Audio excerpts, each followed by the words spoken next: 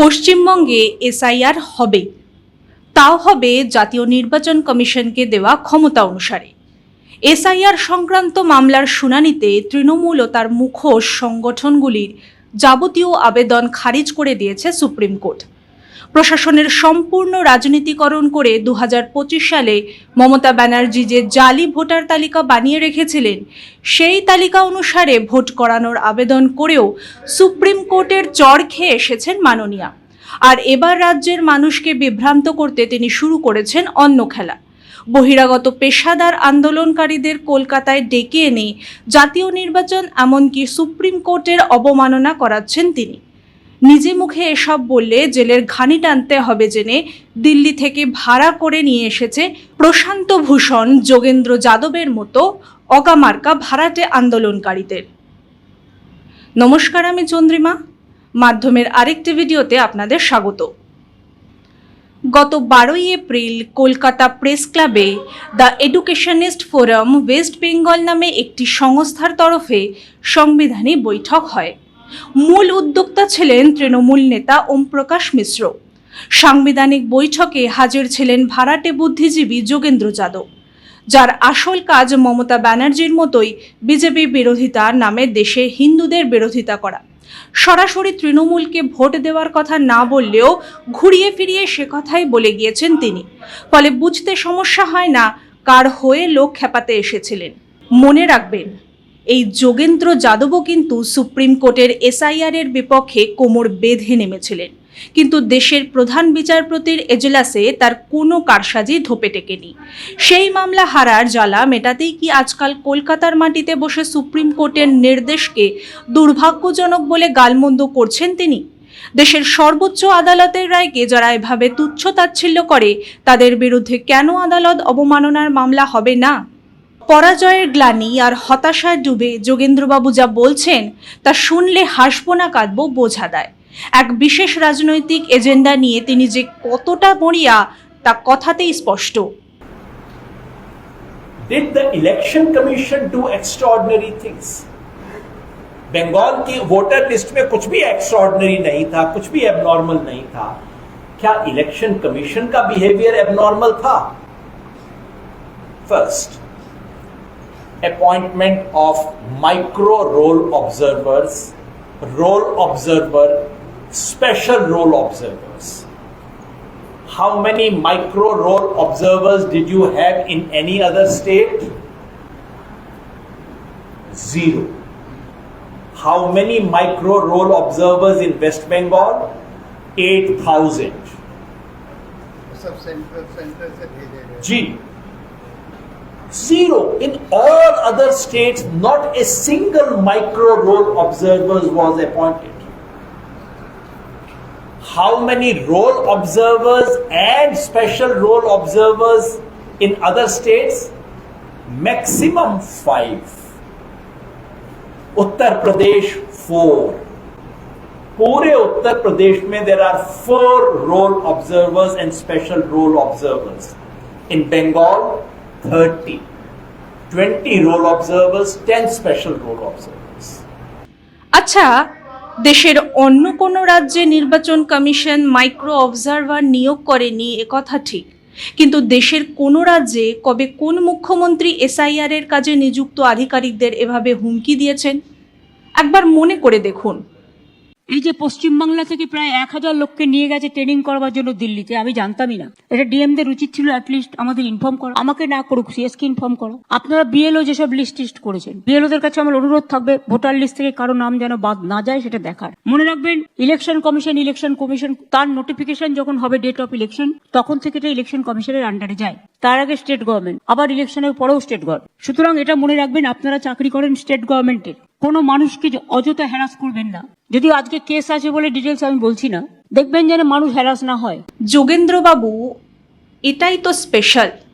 মুখ্যমন্ত্রী যদি এসআইআর করতে দেব না বলে হুমকি দিয়ে বেড়ান, মুখ্যমন্ত্রী যদি সরকারি কর্মীদের নাম কাটা যাবে না বলে হুঁশিয়ারি দেন, তাহলে তো সেই সরকারি কর্মচারীদের ওপর নজর রাখতে কমিশনের পর্যবেক্ষণ নিয়োগ তো করতেই হবে নির্বাচন কমিশনকে। আচ্ছা, আপনি আরও বলেছেন, How many logical discrepancies were detected in Madhya Pradesh? 3 crore. How many people were deleted or were given notices? 1 or 2 lakh. Gujarat, how many logical discrepancies? Exactly 1.2 crore, exactly as in Bengal. How many people deleted because of that? 3 lakhs. দেশে আর কোনো সাংবিধানিক পদে থাকা ব্যক্তি আরেকটি সাংবিধানিক পদে থাকা ব্যক্তিকে এরকম নিরন্তর আক্রমণ করেছেন বলুন তো? একজন মানুষের নামকে বিকৃত করার মতো নিম্নরুচির কাজ একজন মুখ্যমন্ত্রীর শোভা পায়? এমনকি মুখ্য নির্বাচন কমিশনার জ্ঞানেশ কুমারকে ব্যক্তি আক্রমণ করতেও ছাড়েননি তিনি। কারো সৌজন্যকে দুর্বলতা মনে করলে কিছু প্রত্যাঘাতের জন্য তো প্রস্তুত থাকাই উচিত। और क्या क्या चाहिए? खाली अपना बेटी के लिए, दामाद के लिए, जिसको डीएम बनाने के लिए।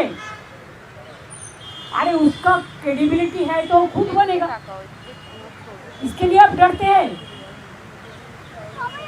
और डर का पीछा में क्या है? हमने बोला आपको भी एक दिन सफर करना पड़ेगा। আর পশ্চিমবঙ্গের প্রশাসনের কিভাবে রাজনীতিকরণ হয়েছে আপনি জানেন না? একের পর এক মামলার আদালত পশ্চিমবঙ্গে প্রশাসনের রাজনীতিকরণ নিয়ে কিভাবে ভৎসনা করেছেন আপনি শোনেননি? নাকি সেই সময় আপনাকে বধিরতা গ্রাস করে আপনি পশ্চিমবঙ্গের নাম বাদের সংখ্যা নিয়ে প্রশ্ন তুলেছেন শুনলাম? Something very unusual is happening in Bengal. Election, there was nothing abnormal about Bengal voter list, but something is very abnormal about what the election commission was doing. আপনি ঠিক বলেছেন যোগেন্দ্রবাবু, কমিশনকে বেনজির পদক্ষেপ করতে হচ্ছে, আর সেজন্য দায়ী আপনার নেত্রী মমতা ব্যানার্জি। অন্য কোনো রাজ্যে কোনো মুখ্যমন্ত্রী এসআইআর প্রক্রিয়া বানচাল করার মতলব নিয়ে সুপ্রিম কোর্টে যাননি। অন্য কোনো রাজ্যে নির্বাচন কমিশনকে রাজ্য সরকারের এরকম অসহযোগিতার মুখে পড়তে হয়নি। কমিশনকে যে আধিকারিকদের এসআইআর এর কাজে চেয়েছিলেন তাদের দিতে অস্বীকার করেছে আর কোনো রাজ্য সরকার? মমতা বন্দ্যোপাধ্যায় তো এসআইআর নিয়ে কোর্ট কাচারি করে বিষয়টাকে জটিল করে তুলেছেন।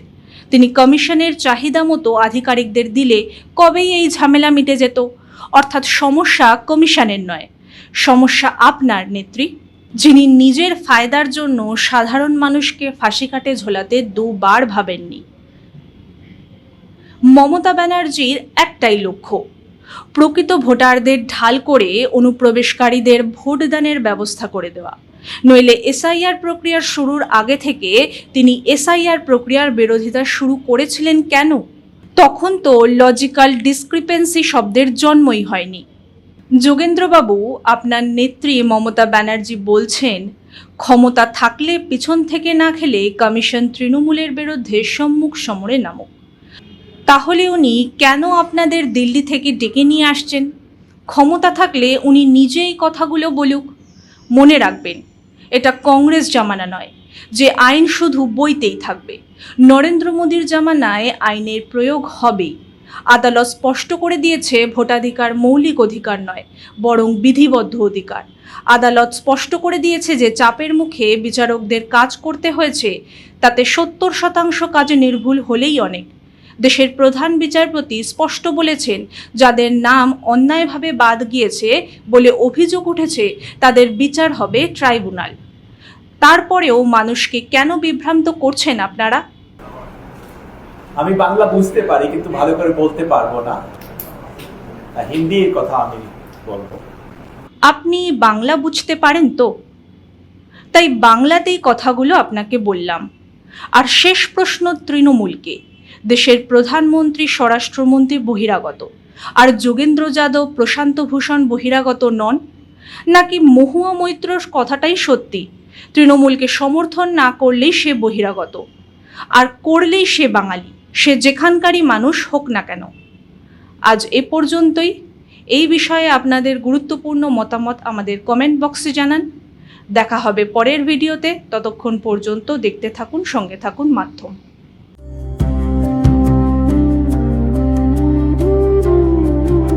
महाराष्ट्र, मेहनतकश किसानों की भूमि, समृद्ध गांवों की पहचान और विकास की असीम संभावनाओं का प्रदेश। प्रधानमंत्री नरेंद्र मोदी के मार्गदर्शन में और मुख्यमंत्री देवेंद्र फडणवीस के नेतृत्व में आज महाराष्ट्र ग्रामीण विकास, जल प्रबंधन और कृषि के क्षेत्र में नई ऊंचाइयां छू रहा है। सिंचाई कुओं के निर्माण के लिए स्पष्ट स्टैंडर्ड ऑपरेटिंग प्रोसीजर लागू किए गए हैं, जिससे किसानों को स्थायी जल स्रोत मिल सके। राज्य भर में 1,01,000 से अधिक विकास कार्य पूरे किए जा चुके हैं। इन प्रयासों से अब तक 16 करोड़ 15 लाख से अधिक मानव दिवस रोजगार का सृजन हुआ है। कोकण क्षेत्र में खारे तटीय भूमि के विकास के लिए 286.65 करोड़ रुपए की परियोजना स्वीकृत की गई है और डिजिटल कृषि को बढ़ावा देते हुए हॉटिनेट पंजीकरण में महाराष्ट्र देश में प्रथम स्थान पर है। जल प्रबंधन में उत्कृष्ट कार्य के लिए राष्ट्रीय जल पुरस्कार 2024 में महाराष्ट्र को देश का सर्वश्रेष्ठ राज्य घोषित किया गया है। राज्य सरकार ने पंप्ड स्टोरेज परियोजनाओं के लिए 51 समझौता ज्ञापनों पर हस्ताक्षर किए हैं, जिनसे 70,000 मेगावाट क्षमता विकसित होगी। इन परियोजनाओं से लगभग 3.83 लाख करोड़ रुपए का निवेश आएगा और 1.13 लाख से अधिक रोजगार के अवसर पैदा होंगे। इसके साथ ही नदी जोड़ परियोजनाओं और सिंचाई योजनाओं को तेजी से आगे बढ़ाया जा रहा है। प्रधानमंत्री किसान सम्मान निधि योजना की 21वीं किश्त के तहत 1,808 करोड़ रुपए सीधे 90 लाख किसानों के खातों में पहुंचाए गए हैं। राज्य में प्राकृतिक खेती मिशन को बढ़ावा दिया जा रहा है। किसानों के लिए फार्मा मोबाइल ऐप और डिजिटल किसान आईडी, एग्री स्टैक जैसी आधुनिक व्यवस्थाएं शुरू की गई हैं। कृषि में नई तकनीक लाने के लिए महा एग्री एआई पॉलिसी 2025-2029 लागू की गई है। साथ ही कृषि समृद्धि योजना के अंतर्गत 25,000 करोड़ रुपए का निवेश किया जा रहा है और पीएम एफएमई व्यक्तिगत इकाइयों में महाराष्ट्र आज पूरे भारत में प्रथम स्थान पर है। प्रधानमंत्री नरेंद्र मोदी के मार्गदर्शन में और मुख्यमंत्री देवेंद्र फडणवीस के नेतृत्व में महाराष्ट्र बना रहा है समृद्ध गांव, सुरक्षित जल संसाधन और समृद्ध किसान। नया विश्वास, नया विकास, नया महाराष्ट्र।